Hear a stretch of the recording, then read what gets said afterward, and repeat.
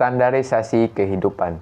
Terkadang kita berpikir bahwasanya kenapa hidup kita tuh banyak sekali nuntut. Nah, ini yang disebut standarisasi di dalam kehidupan bermasyarakat, di mana manusia membuat sebuah nilai atau standar agar itu sebagai patokan seberapa mampukah kita dalam menjalani kehidupan.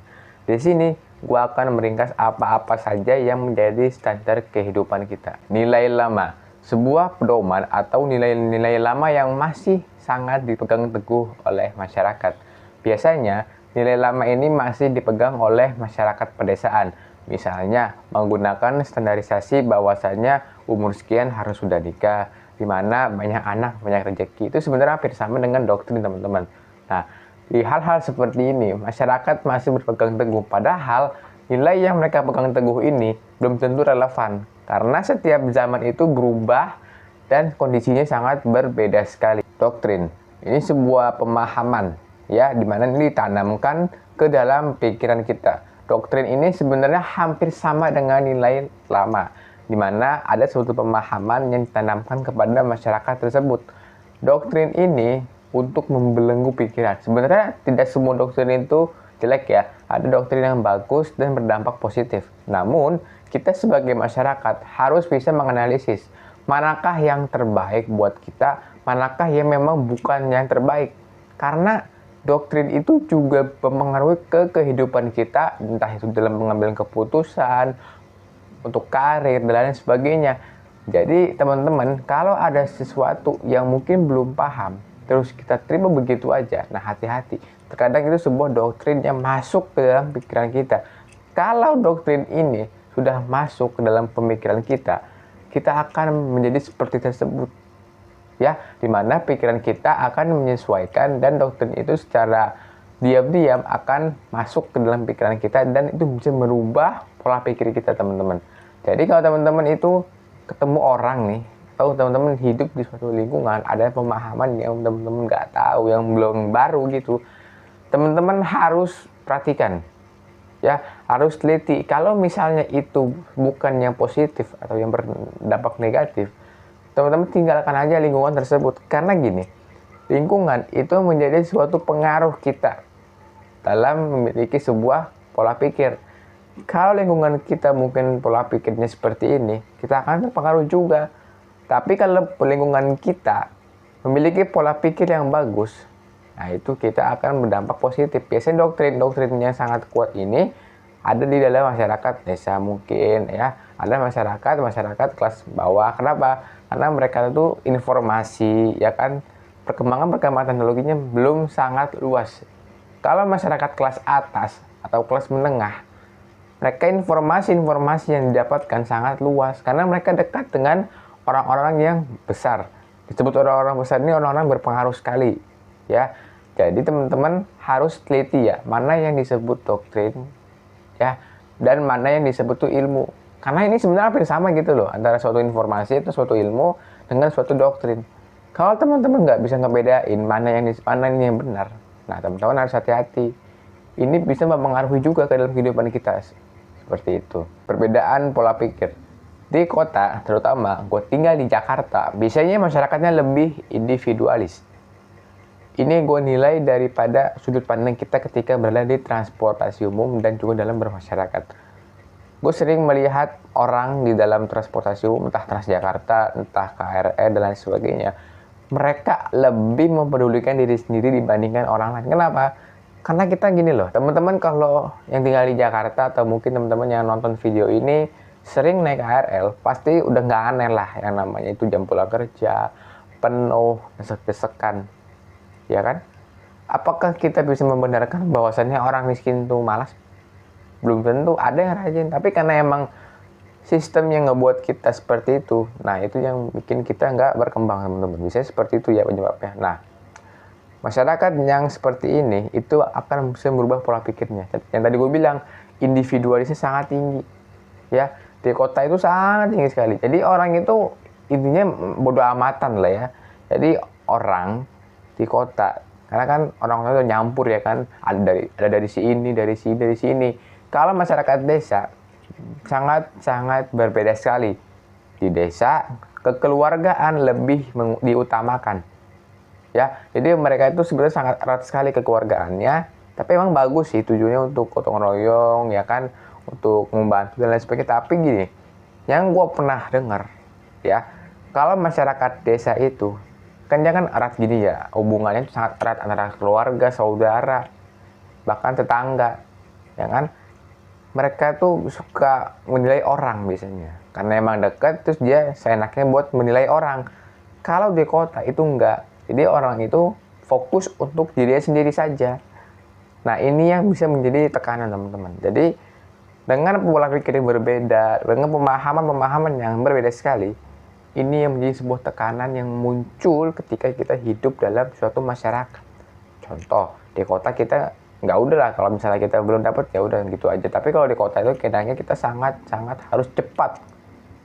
Ingat, kehidupan di kota, terutama Jakarta, kita harus cepat. Karena gini, kita asumsikan naik transportasi umum deh, Transjakarta. Kita telat 1 menit aja, terus udah lewat gitu busway-nya. Nunggu lagi 5 menit lagi. Nah itu, jadi kalau tinggal di Jakarta kita harus cepat. Kalau kita cuma duduk-duduk doang, kita nggak bisa. Kalau di desa memang hidupnya sangat santai ya kan. Tapi yang kita kadang ngestak gitu. Dan teman-teman tuh kalau sekarang manusia itu dituntut untuk produktif. Nah, dari produktivitas tersebut itu baru muncul yang namanya hasilnya. Karena kalau manusia cuma tidur doang ya nggak ada hasilnya gitu. Jadi seperti itu teman-teman ya. Beda ya dengan di desa. Kalau di desa ya udah kerja aja. Dan juga emang stabil, hidupnya di desa itu stabil. Kalau di kota tuh sangat fluktuatif sekali, tergantung kondisinya. Jakarta contohnya kondisinya apa? Sering macet, ya kan. Pekerjaan itu sebenarnya susah di Jakarta. Kenapa? Karena ya orang-orang tuh yang dari desa, yang wilayah-wilayah lain tuh merantau ke sini semua untuk mencari pekerjaan. Otomatis Jakarta membludak penduduknya, yaitu macet. Jadi seperti itu kondisi sosialnya. Nah, tadi gue sebutkan kan bahwa kondisi sosial di kota dan di desa itu berbeda. Nah, ini mempengaruhi di pola pikirnya. Orang kota cenderung lebih mementingkan diri sendiri. Apakah tujuannya bagus atau egois? Enggak sebenarnya. Jadi kalau orang mementingkan dirinya sendiri, itu dampaknya ada. Dimana dia lebih fokus akan tujuan dia lebih tenang dan adem. Maksudnya bukan tenang sih, maksudnya pikirannya itu tenang. Jadi kalau nggak terdistraksi. Kalau kita hidup selalu memikirkan orang lain, selalu menilai orang lain, selalu ikut campur urusan orang lain, itu kita hidup nggak fokus teman-teman. Ya, berbeda sekali dengan di desa. Di desa kekeluarganya tinggi, jadi kadang suka suka gabung lah ya intinya gitu. Jadi lo punya masalah cerita sama gue gitu intinya teman-teman. Kalau di kota tuh enggak, karena orang kota tuh udah campur teman-teman. Ya, jadi orang-orang yang tinggal di Jakarta sekarang itu udah campur dari berbagai daerah. Nah, itu biasanya rasa individualisnya lebih tinggi. Tapi gue nilai daripada sudut pandang ketika kita berada di transportasi umum. Kalau di desa kan, ya di desa sih nggak ada kayak Transjakarta dan bakso dan lain sebagainya. Bisa kalau di desa itu misalnya masih pakai angkot, pakai beca. Dan itu nggak seheboh di Jakarta gitu loh. Kalau di sini kan naik transportasi umum cepet, kadang lari, desek-desekan gitu kan. Kalau di desa kan nggak ada ya, paling angkot, naik ojek dan lain sebagainya, beda. Jadi perubahan atau sesuatu yang di lingkungan itu mempengaruhi sekali dalam menindak suatu pemikiran. Contoh, sekarang lagi rame masalah AI, ya kan? Katanya 2030 akan ada krisis. Gue nggak tahu sih bener atau enggaknya, tapi kita harus baca dulu, ya kan? Kita harus baca kondisinya, kita pahami struktur ekonominya, makro mikronya, kita update teknologi terbarunya. Karena gini ya, karena masalah AI ini gue tuh kadang suka ngelihat orang di YouTube, ya kan, di TikTok, di Instagram nggak habis-habis bahas AI. Ya oke, bagus untuk teknologi, tapi kita kan harus paham dulu nih apa yang menjadi dasarnya. Orang kadang 2030 mau krisis katanya, ya kan? Kita tahu dasarnya apa. Kita baca ekonomi global seperti apa. Kita baca pola-pola politik. Karena sekarang gini, emang kalau kita tarik garisnya, ini menurut pandangan gua, 2030 akan ada krisis atau enggaknya kita nggak bisa pastiin. Tapi kalau kita melihat sekarang, di mana PHK tuh banyak teman-teman. Ada PHK, terus juga kondisi global tuh sangat panas sekali. Terus ada yang mengatakan bahwasanya utang Amerika Serikat udah besar. Ya ini gue kemarin ada video yang muncul di TikTok seperti dan sebagainya. Tapi gue nggak tahu ya. Tapi kalau yang kita lihat sekarang, emang dunia ini sedang agak panas ya. Karena politik sekarang lagi panas-panas ya teman-teman. Dimana politik panas, terus PHK banyak. Sedangkan lapangan pekerjaan sangat sedikit. Apalagi gue kemarin baca berita bahwasannya sekarang robot itu sudah bisa dipublish. Maksudnya sudah bisa dibeli oleh orang-orang, ya orang-orang biasa kita seperti ini. Asalkan punya uang, kita beli robotnya untuk membantu pekerjaan di rumah. Nah itu tanda teman-teman, tanda lingkungan sudah berubah. Dengan kondisi seperti ini, pasti akan menimbulkan pemikiran baru, di mana orang bakal cari skill, ya kan, upgrade skill, biar mereka itu bisa bersaing antara satu sama lain. Apakah di desa demikian? Jawabannya adalah bisa. Tapi biasanya informasi-informasi atau mungkin perkembangan sesuatu di desa itu berbeda dengan di kota gitu. Kalau di kota lebih cepat, ya karena orangnya kan udah nyampur nih, bukan satu lingkup doang, ya. Jadi informasi sangat cepat sekali. Kalau di desa itu cuma orang-orang situ aja, jadi kita informasi pun cuma mengandalkan mungkin internet, buku dan lain sebagainya. Nah, kondisi seperti ini juga mempengaruhi daripada pola pikir. Media, sekarang orang itu disetir oleh media, oleh algoritma, oleh sosial media. Hidup disetir media itu seperti tidak ada kebebasan. Contoh, kita sekarang baca berita, oh kita akan mengalami krisis, tadi gue jelaskan. Ya kita harus tahu dulu nih apa yang mendasarinya. Jangan kita percaya bahwasanya besok kita mau ada krisis ya, misalnya kita borong beli ini. Ya kita harus tahu dulu teman-teman ya. Di sini teman-teman, gue bukannya menyalahkan atau menyinggung informasi tersebut, tapi di sini kita mengajak teman-teman semua yang nonton video ini untuk memverifikasi informasi tersebut. Karena media ini itu tanpa sensor, teman-teman. Ingat, dalam media, terutama sosial media, itu semuanya informasi tanpa sensor. Ya, dari yang bermanfaat, dari yang nggak bermanfaat itu ada lengkap. Jadi, teman-teman semua yang sering akses sosial media, coba deh verifikasi dulu, karena sekarang orang bikin konten itu bukan berdasarkan fakta. Dia cuma bikin konten, terus yang like-nya banyak, terus rame, terus terbang gitu. Maksudnya apa? Views-nya terbang, ya. Orang bikin konten sekarang cuma ngarepin branding mungkin, ya kan?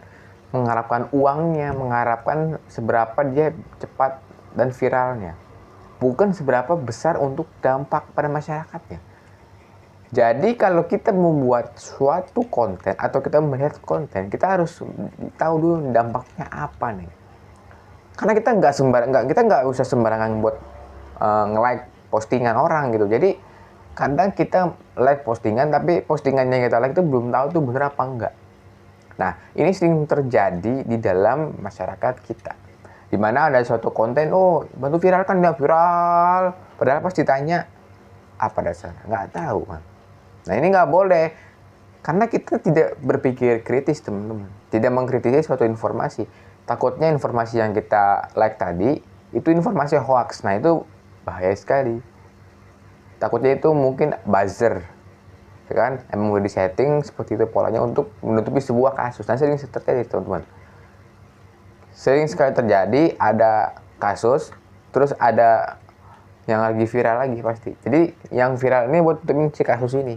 Nah ini sering terjadi teman-teman. Jadi kalau teman-teman itu baca berita atau baca sesuatu lah ya di sosial media, itu diverifikasi dulu.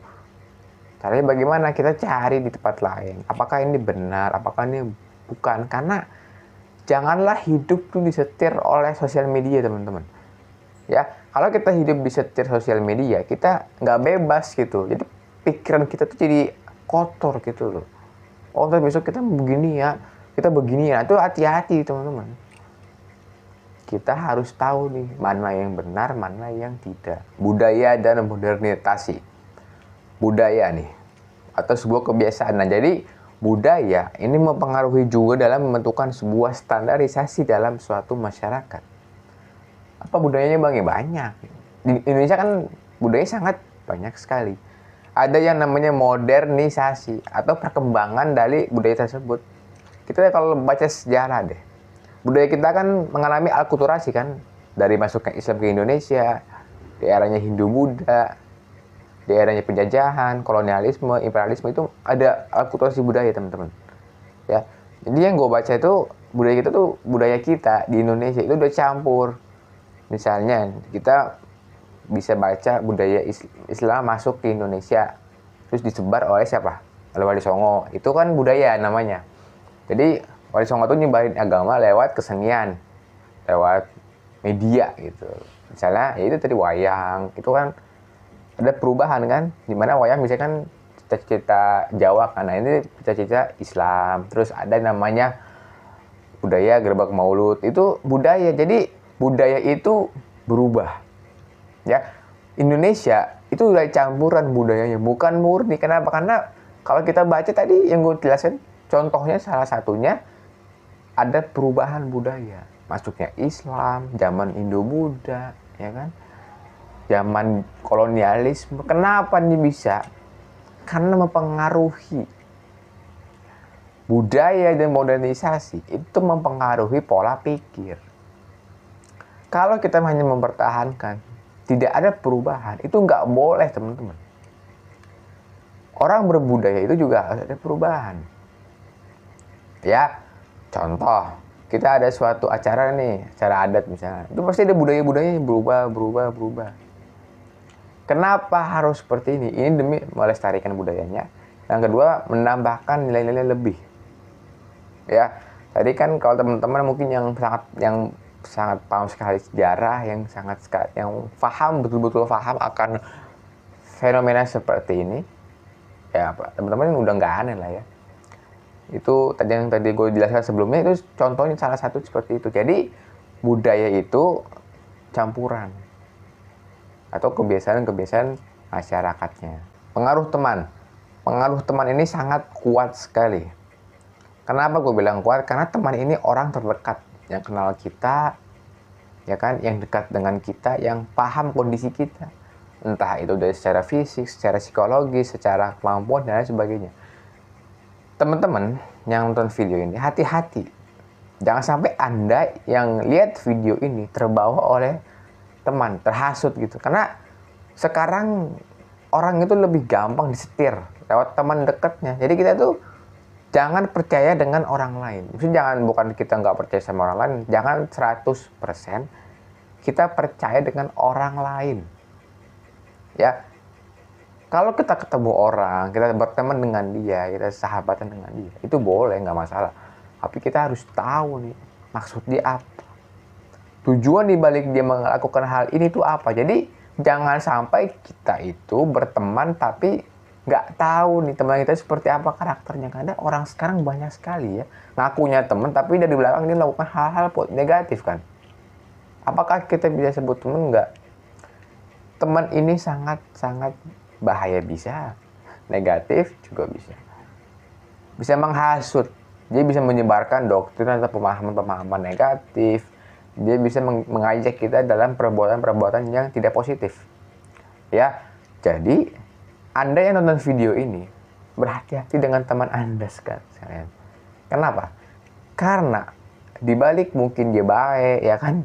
Dia mungkin, oh enak nih orangnya. Apakah ada ininya? Jadi kalau gue bisa gini, untuk jangan sampai kita menyebarkan tujuan kita untuk teman kita.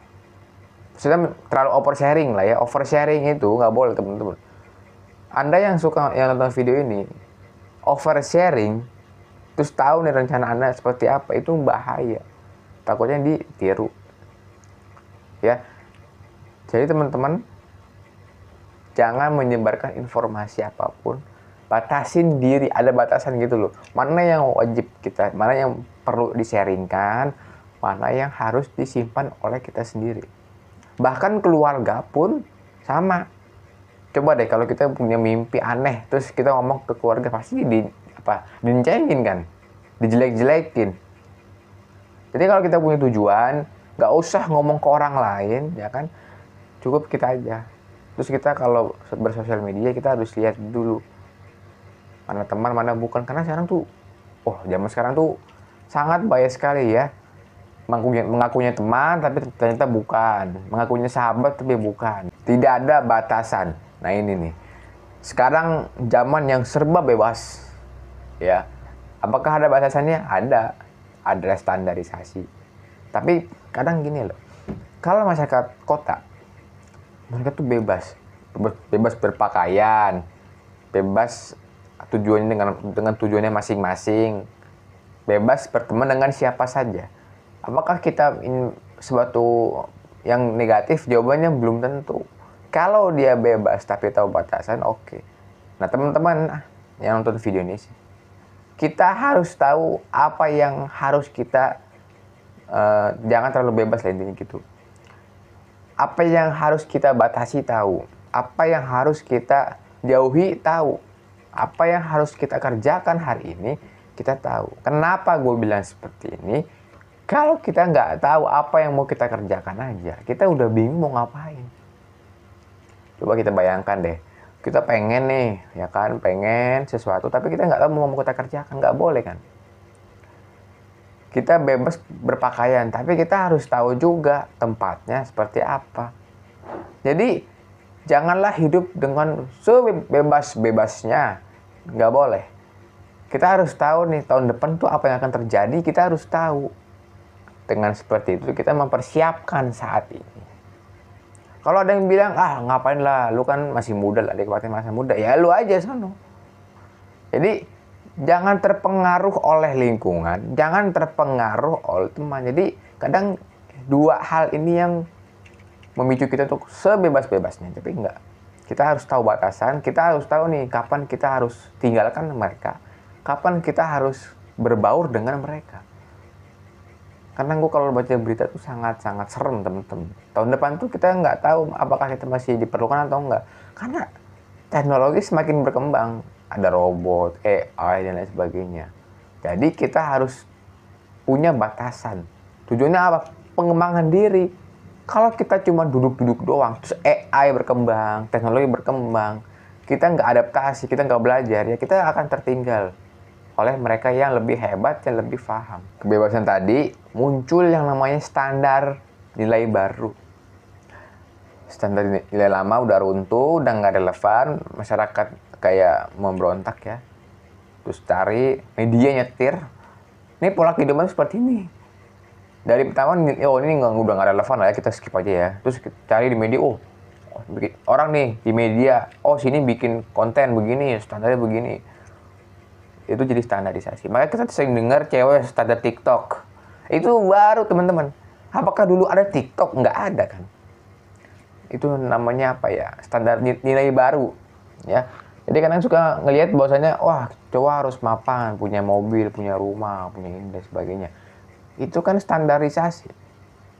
Kalau dulu apakah ada orang seperti itu? Ya ada sih, tapi nggak terang-terangan. Sekarang terang-terangan kayak TikTok itu memang betul-betul panggung bebas. Mau cari apa aja ada, yang positif ada, yang negatif banyak juga. Entah jadi video joget-joget, video edukasi, ya kan? Intinya sosial media itu bebas. Nah, kebebasan itu muncullah pemikiran-pemikiran baru, ya. Muncullah nilai baru. Kita berpikir dan beranggapan bahwasannya TikTok ini cuma sekedar sosial media, sekedar tempat buat belanja, sekedar tempat buat melihat melepaskan penat. Itu enggak. TikTok itu punya maksud, ya. Anda yang nonton video ini, ketika ada sesuatu yang gratis, ada sesuatu baru, kita pelajarin dulu. Karena kadang gini ya, yang gue tahu TikTok itu hati-hati loh. TikTok itu banyak sekali pola-polanya. Memahami suatu pola bukan berarti kita sok pinter ya, tapi memahami kondisi dulunya. Jadi gampang teman-teman. Media itu sekarang kan disetir sama siapa? Sama pemerintah kan, sama negara, sama influencer besar. Nah itu pasti ada tujuannya. Dengan memahami suatu pola yang ada, dengan memahami suatu pergerakan atau berita yang ada, kita berarti sudah bisa mengkritisi suatu informasi. Jangan sampai kita terbawa dan terjebak dan terbawa arus oleh mayoritas. Ingat, kalau gue biasanya prinsipnya jadilah minoritas. Bukan berarti kita nggak sepemikiran, bukan. Untuk belajar memiliki pemikiran yang berbeda dengan orang-orang, dengan mayoritas. Tujuannya adalah kita tahu seberapa kritisnya kita, seberapakah paham. Jadi kalau kita terbawa sama arus, kita ya jadi orang pemikirannya sama semua gitu. Jadi janganlah terbawa jadi mayoritas. Jadilah orang yang minoritas. Terbukanya pola pikir. Nah nih, tadi kan TikTok, ya kan, gue bilang sebelumnya jadilah minoritas. Minoritas di sini secara pemikiran, dimana kita jangan memiliki pola pikir yang sama dengan orang lain. Kita punya pemikiran sendiri, punya pemahaman sendiri akan terhadap sesuatu. Nah, sekarang orang polanya udah kebuka. Yang tadi gue bilang sebelumnya kan, ada nilai lama runtuh, muncul nilai baru lewat TikTok dan lain sebagainya. Orang karena terbuka pemikiran, dampaknya keluar, teman-teman. Kenapa standarisasi itu ada? Karena pola pikir kita. Jadi nilai lama tadi runtuh, doktrin-doktrin lama runtuh, masyarakat kayak apa ya, udah nggak relevan ya, nganggap itu kayak pemberontak. Lewat TikTok sebagai penyebaran informasi barunya, terus pemikiran yang terbuka baru keluar hasilnya. Nah, ini kita akan masuk ke dalam pemikiran yang terbuka. Informasi sangat beredar, sangat luas. TikTok jadi standarisasi, orang pemikiran terbuka aja, otomatis gampang masuk ke dalam otak kita itu loh. Jadi teman-teman tuh harus tahu ya, emang kita punya pemikiran yang terbuka tuh bagus, tapi kita harus filter juga apa yang perlu kita evaluasikan, apa yang perlu kita masukkan ke dalam otak kita. Nggak semua informasi itu bagus, nggak semua informasi itu positif. Ya, teman-teman jangan sampai kemakan berita, kemakan apa ya, pola-pola dari sosial media, kemakan berita hoax, termakan propaganda. Hidup kita itu pasti disetir, teman-teman, oleh orang lain, orang-orang yang berkuasa, orang-orang yang punya tujuan besar. Jangan sampai kita disetir. Kenapa? Itu udah ngerenggut kebebasan kita gitu loh. Teman-teman semuanya yang nonton video ini, jadilah orang yang memiliki pendirian, orang yang memiliki prinsip. Terbukanya pola pikir bukan berarti kita mengikuti mayoritas, tapi kita menjadi minoritas atas pemikiran kita yang ada. Maksudnya di sini minoritasnya adalah punya pemikiran yang berbeda dengan orang lain. Kalau sudah seperti ini, kita udah bagus gitu loh. Kita punya landasannya, kita pemikirannya sangat berbeda. Kalau ngikutin mayoritas ya udahlah, berarti kita sama kayak orang-orang gitu. Pendidikan, nah ini pendidikan juga ada loh, muncul teman-teman. Kenapa gini? Karena di dalam sekolah, sistem sekolah itu kita belajar untuk menghafal teori, menghafal si ini. Tapi kita nggak diajarkan bagaimana kita berpikir kritis. Siswa dituntut oleh nurut ya. Ya, ada yang mengatakan bahwasannya ini perbudakan modern lah. Ada yang mengatakan ini nggak bebas lah. Ada yang mengatakan ini orang aneh lah, nggak pintar jadinya. Jadi ada yang mengatakan siswa di sekolah itu nggak pintar sebenarnya. Karena apa? Karena dia nurut doang. Kalau pandangan gue nih, gue disclaimer ini gue sendiri gitu. Jadi mungkin ada benarnya. Jadi kalau dalam sekolah kita bukan seberapa pintar teman-teman, tapi seberapa kita itu paham, seberapa kita kritis atau memberikan kritik. Ya, kalau kita sering memberikan kritik, kita sering memberikan masukan, itu pasti kita pemikiran kita terbuka gitu loh. Jadi teman-teman kalau sekolah itu jangan cuma datang duduk ngerjain soal doang. Ya gue juga sekolah kok gue tahu. Jadi jadilah siswa yang berbeda dengan mayoritas. Kenapa bang? Jadi kalau gue di sekolah itu emang nggak pintar-pintar banget. Nggak usah terlalu pintar. Maksudnya adalah pintar apa yang nilai 100 ya kan, apa yang ngerjain soal tengah malam, ya nggak usah. Ingat, tahu batasan ya kan. Pahami materinya, nggak usah terlalu dalam, karena sekolah itu nggak menuntut kita buat dalam-dalam banget tahu mengambil materi. Contoh pelajaran sosiologi, kita tahu ada teori sosiologi seperti ini. Apa kita harus baca satu-satu tokohnya? Nggak usah. Sekolah itu cuman, yang penting kita hafal aja. Ingat loh, orang yang pinter dengan orang yang kritis itu beda. Kalau orang yang pinter di sekolah itu cuman taunya sini A, ya jawabannya A, dia jawab A. Padahal kalau ditanya kenapa jawab pilih A, karena jawabannya A. Nggak tahu kan? Kalau yang kritis beda. Katanya gurunya, kita jawabnya A ya. Kenapa jawabannya A, Bu? Saya mau tahu alasannya. Nah itu. Jadi, jadilah orang yang mempertanyakan segala sesuatu. Ketika pola pikir kita sudah seperti ini, kita pasti akan berubah dalam memandang suatu informasi, memandang suatu yang baru, suatu perkembangan. Kita akan berubah, teman-teman. Jadi, jangan jadi orang nurut-nurut aja. Jadilah orang yang kritis. Tekanan sosial dan ekonomi. Nah, ini penting sekali. Sekarang kita melihat PHK di mana-mana, AI makin berkembang, kita jadi takut. Apakah kita dengan takut terus kita cuma diem doang? Enggak. Walaupun kita takut, ya kan, AI semakin perkembangan sangat cepat sekali. Informasi sangat cepat sekali. Kita harus ikut. Kalau gue bilang jangan jadi mayoritas, bukan berarti kita nggak ikut. Maksud yang gue bilang jadi minoritas adalah secara pemikiran kita jadilah orang minoritas, memiliki pandangan berbeda, memiliki pola pikir yang berbeda. Ekonomi sekarang lagi sangat panas. Ekonomi dengan politik itu sama sekali jalannya. Hampir sama korelasinya. Itu disebut ekonomi makro namanya. Teori ekonomi makro itu ada. Jadi kalau kita baca teorinya, itu namanya teori ekonomi makro.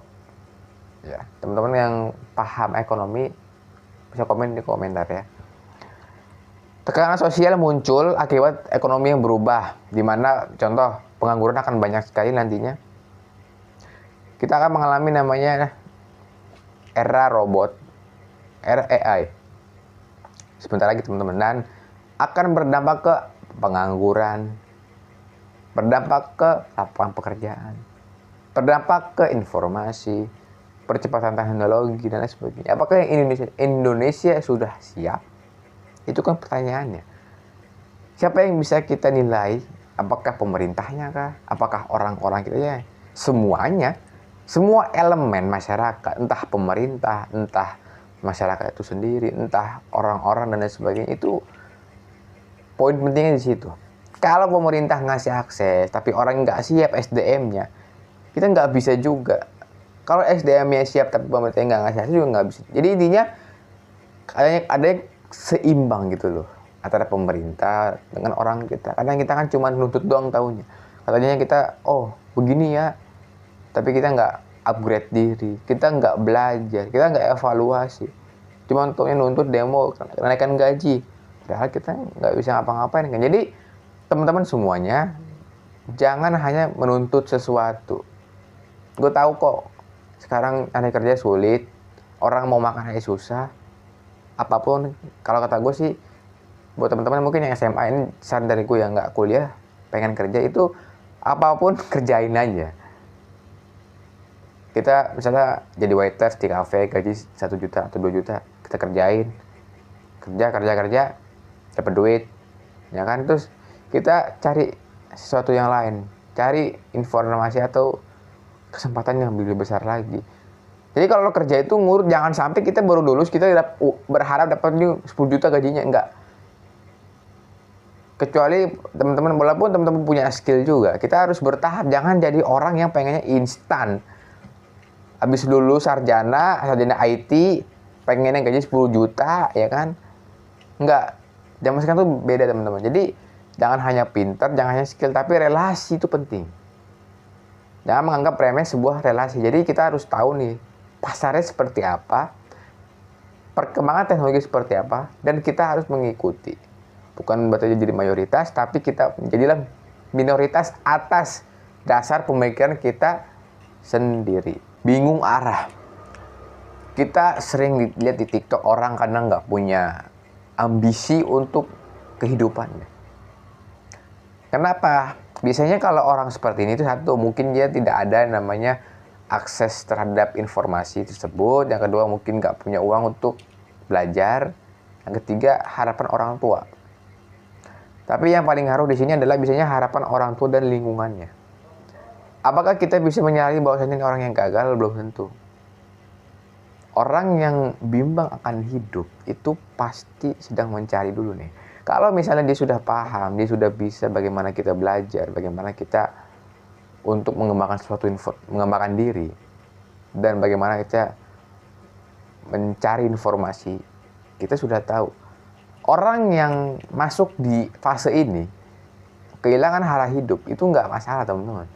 Asalkan kita terus mengembangkan diri kita mencari tahu apa yang potensi yang ada gitu loh. Gue pernah kok ya suatu momen dimana gue sangat down sekali, jadi gue tuh kayak males lah mau ngapa-ngapain. Jadi karena gue cari informasi, belajar dan lain sebagainya, kita jadi tahu. Ingat ya, ketika kita ingin menjadi lebih baik, kita ingin berkembang, entah skill kita, pengetahuan kita, terus juga dan lain sebagainya, pasti ada orang yang nggak suka, teman-teman. Serius, kita kadang berkembang nih, pengen jadi orang sukses, pengen jadi orang yang punya skill. Tapi kita suka oversharing ke orang, itu pasti ada yang nggak demen sama kita. Teman-teman semuanya, jadi jangan terlalu oversharing. Kalau kita punya skill, kita punya project, kita punya mimpi akan diri kita sendiri, akan masa depan kita, nggak usah dikasih tahu orang. Walaupun untuk keluarga, walaupun untuk teman dekat, sahabat, dan lain sebagainya. Fokus itu adalah kunci, teman-teman. Kalau kita fokus itu sangat-sangat fokus banget, itu udah kita sudah siap. Kalau kita ya terlalu mikirin tekanan, terlalu mikirin tuntutan, nggak usah. Kata gue tuh, orang kalau mau sukses, kita harus dobrak apapun yang menjadi penghalang. Propaganda media. Tadi kan gue bilangnya media, tapi sekarang masuk lagi ke topik baru. Jadi media itu kan hadir sebagai informasi. Tapi gini loh, di balik kecanggihan media, kadang kita menjadi seseorang yang takut.